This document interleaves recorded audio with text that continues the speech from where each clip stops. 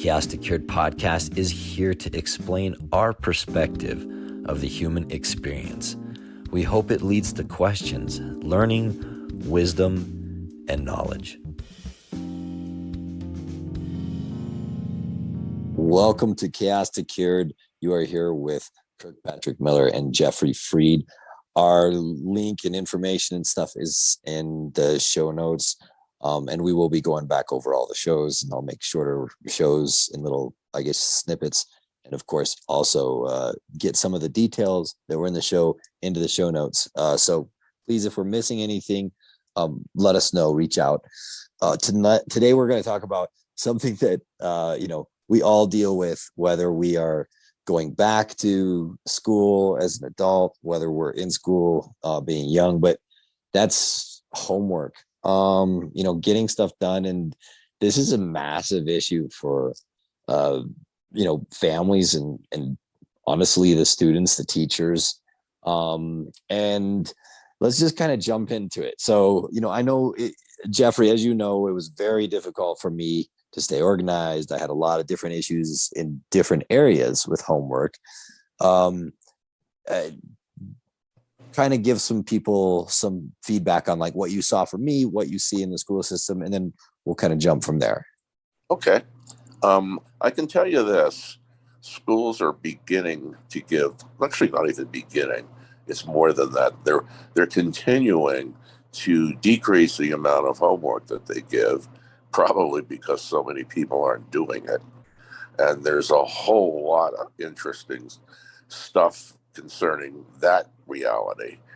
The kind of people I work with, the visual, spatial people, the people on the spectrum, the people who are just sort of mildly high functioning, autistic, they're the types of people who, when they're sitting in school for 6 to 7 to even as much as 8 hours a day, they're done. School is such a stressful environment. I mean, it is for everybody, but you're talking about people who don't learn the way teachers teach. They tend to lecture. A lot of times now they'll put up a recording, or they'll put some stuff on the blackboard or on the iPad, but it's still basically lecturing, and it's still basically covering stuff that the students that I work with don't see the relevancy of it. Now, here's the difference between these visual, spatial, right hemisphere dominant people and the average neurotypical person. I even hesitate to say average than a neurotypical person. The neurotypical person learns by repetition. They love to show steps because they know that if they show steps, eventually they'll come up with the answer. Repetition is a very legitimate way to teach basically neurotypical people how to learn. There's a strong correlation between how quickly they can regurgitate information and how well they know it. It is not true for the kind of student I work with. And this is almost half the population, if not more at this point. These are people who either get stuff or don't. They don't think in steps. They tend not to think as much in words. They suddenly get epiphanies when they see the answer. Repetition, of course, is needed for everybody, but the amount of repetition is not the same for neurotypical people and the visual learner. The visual learner, again, the kind of student I work with, a good half of the population, they need some reps, but they get it or they don't get it. And when they get it, they just need a minimum of reps. And so much of homework is repeating the process over and over again, which for linear neurotypical people is very valid. It has so much less meaning, so much less worth for one of my students. They all hate it. They're all in school. Essentially, the best thing about school is usually the social aspect. Recess. Yeah, recess. But it certainly isn't writing type of intelligence or spitting stuff out fast, such as timed tests. and so they get bored. They daydream. They're forced to usually sit or usually sit or lie. Some schools let kids like sit on the floor and stuff. Less of that in high school for sure. But the reality is these are people that need to move, to think, and they're stimulated by novelty. If you can make something interesting, they can learn it better than neurotypical people can. But so much of school is repetition. It's just putting one foot in front of the other, following orders, and showing all your steps. And that is not something that my students do well at all. So what happens is they sense, a lot of them can't verbalize it, but they sense that homework is busy work. That's how they express it. So it's not valued as much. And when it's not valued as much, they're more than likely to leave leave the homework in school, or not record something. And if they cared because it was helping them to do the homework, they wouldn't have such a lackadaisical attitude towards it. So they sense that. So many people are so disorganized because organization is nothing more than sequential processing. And the neurotypical loves it, and the non-neurotypical hates it. And we're talking about being able to keep up with homework for long periods of time. So what I see commonly is my students just about all want to do well in school. And they take off in like August or September, and they're doing the homework, they're hanging in there, they're getting good grades, but it wears on them. If they saw some value in it and it helped them learn, I know they would do it. And they can do it for short periods of time. But you crack at your weakest link. And after 3 or 4 months of straight school, getting up early, which is not something anyone likes, but these people, my students, really don't like it because they have trouble sleeping. And you have to get up real early in the morning. So going to school, being bored most of the time, trying to maintain a good attitude, then falling short because they wear down. And again, repeat one quick sentence again. You break at your weakest link. And these students, their weakest link is sequential processing, which is, of course, organization. Organization equals not being organized enough to do the homework, or worse yet, I see this all the time, and many people listening to this will really resonate. They do the homework and don't turn it in. So that's pretty bad, and it happens all the time. So I'm going to toss it back to you. What's your take on what I was talking about? The last one is, I mean, pretty much most of my life going through school was finishing something and, not turning it in, getting in trouble for not turning it in, finding it, at the end of the semester or the year when I'm cleaning out my locker. So, that was well stated. I think the repetition, and, whenever I'm working, the one nice thing about working with individuals privately, and especially when I'm working on, the specific skill sets. So if they're doing performance or, I am able to work outside what the system forces. So the school, of course, you have, they have to get through certain chapters. They have to do everything, since it's all based on what you have to accomplish that year. Everything is time based, and therefore therefore it is not based on depth of knowledge, wealth of knowledge. It's based on, again, like you said, can you repeat this back to me? Everything is shallow, and it almost has to be, because there's too many things going on, too many students per teacher. The teachers are not respected.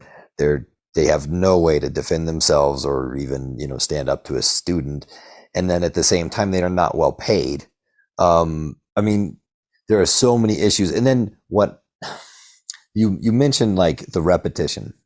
So before I go on a rant, I just wanted to say, the school, the teachers, all the parents oftentimes blame the teachers, and the teachers, for the most part, are really trying the very best they can with a very difficult system.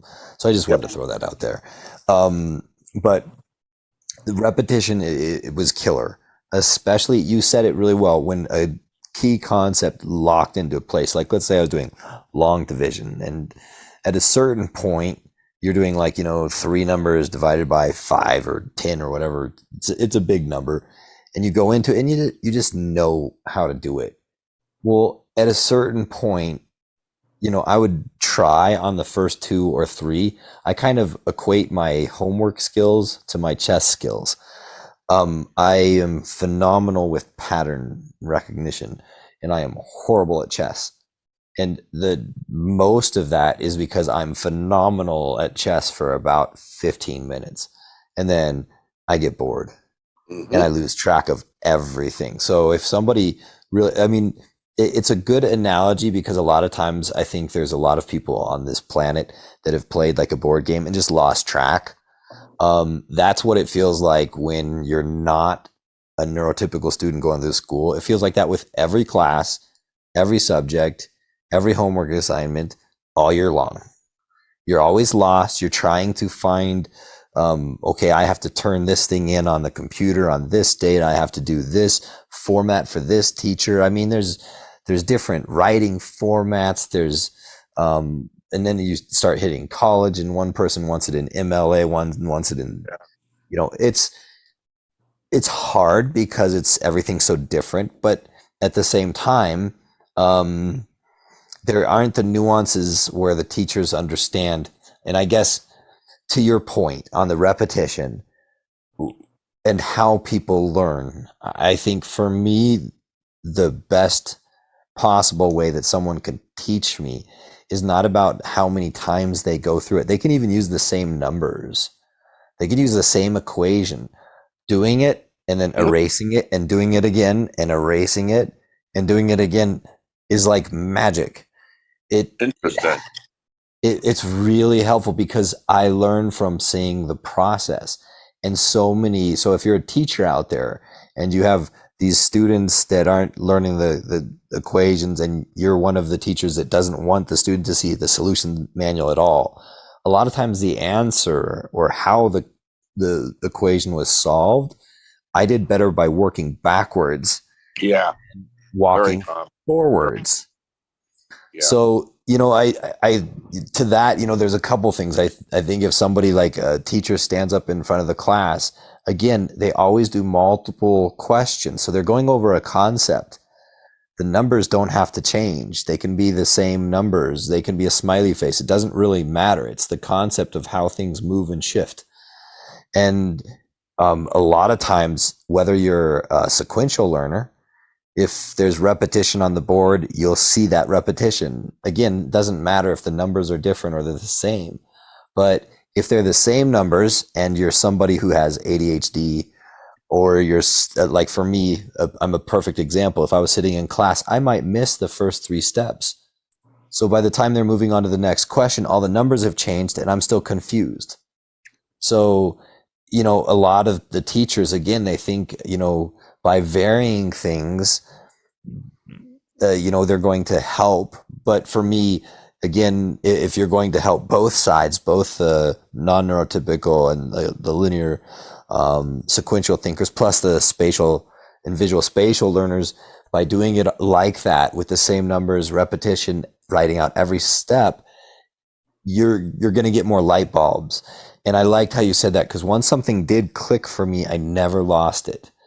There were very few things that did click because most of it wasn't interested. And I liked what you said there too. So if you're a parent and you're seeing that your child is struggling with a particular material. So I had one of the students I work with was worried about his biology final, and he's just like, I'm not interested in this and this.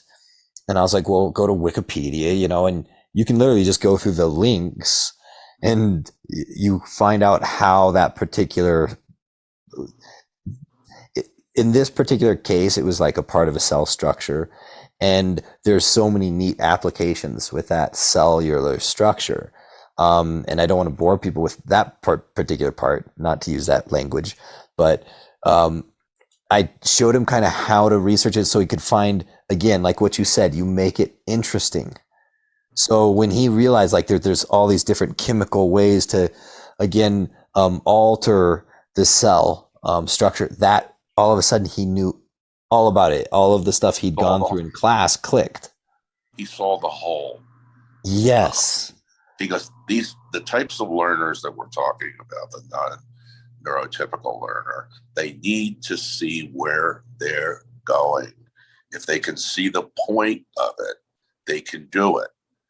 And then the steps become relevant. But when you're teaching in a vacuum and they don't really understand, what am I going to use this for? It's constantly being verbalized by my students. And if a teacher could just tell them what relevancy it has, like it could be something, I mean, I'm trying to think of, it's very relevant to teach history because you just point out to them that you can learn patterns, and it's just fascinating to see how it repeats itself. And you could learn science, because if you want to go on a science career, it helps you to do the basic elemental stuff, but they need to see where they're going, not just learn it because I said so. That works for the neurotypical person. They do not need to see where they're heading. They just do it because they want to be obedient, and they've learned early on in life that if you follow sequences and steps, that you will be successful. Whereas the non-neurotypical learner, really, I mean, I'm writing a book proposal with someone who's a brain researcher, and the brain researcher found a really couple series of articles talking about there's a part of the brain in visual spatial learners that's active in them, but not active in neurotypical learners, and it is called the novelty part of the brain. And it is a real physiological thing where you can actually see it light up.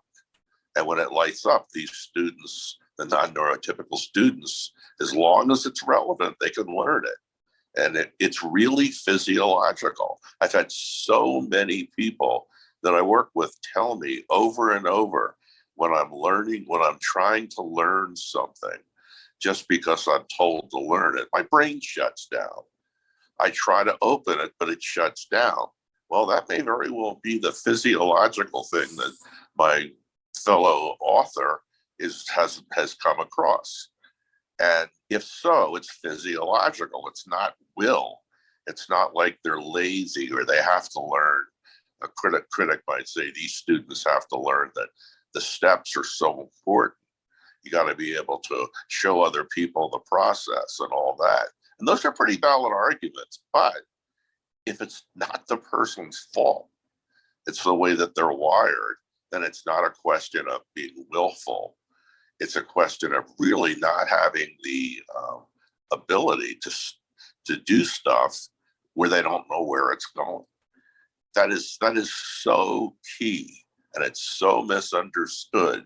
And I want to add something else too. If you have a diagnosis, it's got to be a written diagnosis from a doctor or a psychologist or a psychiatrist that you have some kind of learning, they call it disability, I call it difference, that you don't have to do as much homework. You eliminate, I mean, it's written on 504s. It's a major concession that these people don't learn through constant repetition. So a student, you can do, if you're working with a teacher, can my student do the problem 1, problem 3, problem 5, problem 9 instead of all 9? Because it doesn't really help them to do all the problems. It's just seen as tediousness, and then you end up getting in a power struggle with the parents. So it's conceded, it's not unknown that non-neurotypical people, or people whom they call learning disabled, don't get better doing a lot of homework. and I mentioned this briefly at the beginning of this discussion. I want to bring it again. Homework is being phased out, and people, even the teachers, don't want to grade it either. And I can't blame them. I mean, there's article after article about how people are leaving the teaching profession. They don't get enough respect. They don't get paid well enough. They have endless amounts of drudgery, grading homework. So let's cut that out. And then there's all kinds of information about how, like, for example, students in Norway, and they're very, very educationally adept. The students in Norway always score high on, tests of achievement. They don't actually do that much homework, and their days are different. They don't sit around and do worksheets for 6 hours a day. They cross country ski, they go out and walk, they go out into nature, and they absolutely do better on standardized tests than Americans do. Our system is not working. It's breaking down. And a good step towards solving that problem would be eliminate homework. No research shows that homework helps. What it does is it dulls students, keeps them away from other activities, and is basically a useless stressor. I would agree. And really quickly for everybody listening, it's really common when I bring up, listen, they don't need to do every single problem. Then a lot of times a parent or a teacher or someone will come back with, well, that's not how it works in the real world. They have to be able to do, well, no, in the real world, when you're working for a company, they tell you what to do, but you get paid to do it. There's a reward attached to it. There's relevancy. There's something, and it's so a lot of times when I'm explaining to especially individuals, like, okay, so why is math important? And they're learning something that they know and they can see people aren't going to use. It's really kind of a midway step between algebra and all of it's important. So usually what I explain is, listen, some of this stuff, and honesty always works. So I'll just go and I'll say, listen, yeah, you're probably right. You're not going to really use this specific type of math. And let's be realistic. If we're going to send a rocket to the moon, or we're going to send up a satellite, we're going to double check the math of the computer anyway. So the realistic reason to do it is because for me, and for everyone listening, it's really important to explain why the steps are important and why things are important, because none of the teachers did tell me. So I didn't learn any math. I never even did any math problems really until college. And I had to catch up so fast then. What I noticed that I was missing, and what I explained to my students, is that ability to see and step through the problem. So I could solve any problem from step B to step Z. So a lot of my classmates in college would struggle from step B to step Z, but I couldn't get from A to B. That's the most important step, right? That single logic piece was missing because no one ever explained it or told me that math was important even. So a lot of times, if they don't feel it's important, if they don't know that it's tied to something tangible, and it doesn't have to be tangible in terms of money or a job or something like that, that's not necessarily what gets kids, or at least the ones that I work with. Yeah, it's too far in the future. Yeah, usually it's something for me like, oh, listen, you really like this, or because they'll be into video games, or they'll be into programming, or maybe electronics, or and I'll say, if you like that stuff, all of that's built with this. So, and again, you're trying to make it relevant for the student, and each student's going to be different. So some of them are more excited about something different. If you can tie the subject material into things that they're excited about, of course, it's going to work better. And that works for adults too. And by the way, if you're a manager in an office, same thing. If you want them to really understand why a project is important or it's imperative, if you give relevancy to that project, people that weren't showing up before will. people just need to know why a lot of Let, times. let, And let me throw something in there too. I absolutely agree with what you said. Some of the times they have to do the homework, whether they find it relevant or not. They got an intransigent teacher, or they just need to do it. What I do is I first tell them, I try to make it relevant this way. If it's something like algebra or even geometry, which is sequential too, it's visual and spatial and linear, but you got to show all your steps, or you can't come up with proofs. I just tell them, one of the things that you're doing is you're learning how the other side thinks. You're learning sequentiality, and you could learn a little of that. That would really add to your game. So that's why you do it. Or the other thing I do, which is a really good technique, it's very simple, but it really works. As I say to the person I'm working with, before you blow off the homework or do it sloppily as a way to protest doing it, they ask yourself this question. Like, literally just ask the question: if I do this, what's it going to cost me? And if I don't do it, what's it going to cost me? And then make a decision and accept the consequences. And the reality is if you don't do it, you're going to get lower grades. Parents may be angry with you. Teacher may be a little bit upset or a lot upset, and you feel crappy about yourself. If you do it, yeah, you've wasted your time, but you don't have to pay the price for not doing it. And then I would say, make a decision. And then if you don't do it, don't whine or bitch about getting punished or getting low grades or people giving you grief. You've looked at the possible scenarios for doing it or not doing it and made a conscious choice. You're not a victim here. That worked great.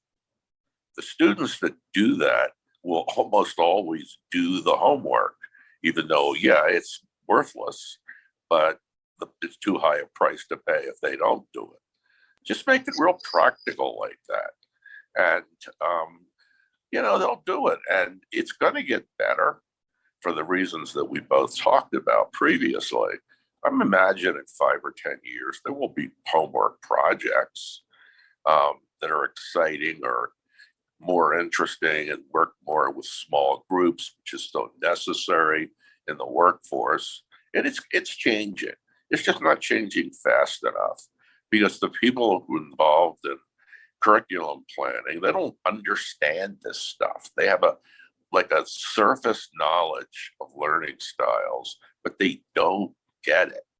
They think they do, but they don't really understand the subtle details and all the ramifications and all the vast differences between how neurotypical people learn and express their knowledge and how neurotypical people learn and express their knowledge. Another quick reason, because we've been at this for a while, another quick reason for eliminating homework is essentially we're getting a lot of mentally unhealthy people, young people. Suicide rates are high, homicide rates are high. We need to take the stress off, not add more. And that's pretty much sums up my take on this homework situation. I love that. And that's such an important thing. And if you're one of those people out there that is struggling, with that, there's a talk line that you can call up, which is 1-800-273-8255. That's 1-800-273-TALK, which is a suicide hotline. And there's a lot of people that do feel that amount of pressure. And, for parents that are out there that are frustrated with their child, or for somebody who's frustrated with their worker or a coworker or a friend or a spouse or something, I want them to kind of understand, like for me, I was really envious. It was painful to see how much I struggled with some things. And a lot of times people were envious of me for different things that I didn't see value in. They saw value in it. I saw value in being able to fit into society. And so I was always like really looking up to people that just flowed with the system. And so because I wanted it so badly, one thing that I do all the time, anytime I have a student that fits this description that we often talk about, where they're a non-neurotypical and they're definitely maybe either on the spectrum or dealing with something else, a lot of times what I suggest is making sure you reward them and say, congratulations, you did the steps. Teach them that they are playing a game. Going through school, going through college, your work, all of that is literally just playing a board game. You're positioning yourself.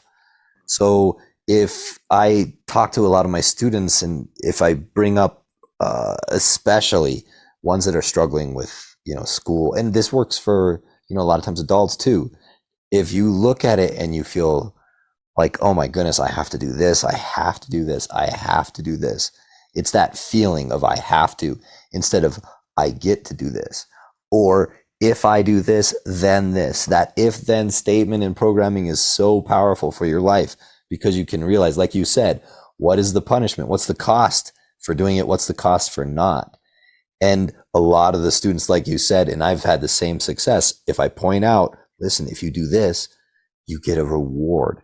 You start showing your parents that you can be responsible. Well, guess what? That means later on when you want to do something and you want to go off and, go to a party, they already trust you because you've already shown them you can do everything. So I try to tie everything into relevancy. I love that you brought that up. That was really well stated. I agree with less homework. And for parents that hear this and think that we're trying to say, get out of work, we're not. We're trying to say we want them to learn really, really deep knowledge. So you can give them any number and they can do it. They can actually understand the math problem they're doing or the chemistry problem.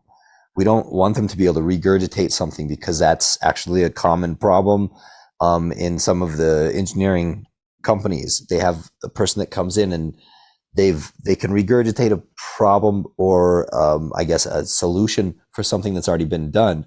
But what if you're working for a company that's doing something that's never been done before? Tesla is a great example. Google, Microsoft, Apple, they're all doing things. SpaceX, the robotics companies. So we want to reward these people, and we want to reward them so that they do understand if they work with this system, their life becomes better. And then don't punish them when they do forget their work. If they did it, they still did the work. Don't yell at them because they forgot to turn it in. If they did it, they still did it. Work with them, help them. And again, I'm not advocating just baby stepping everybody through life, but we do want to focus on what is most important.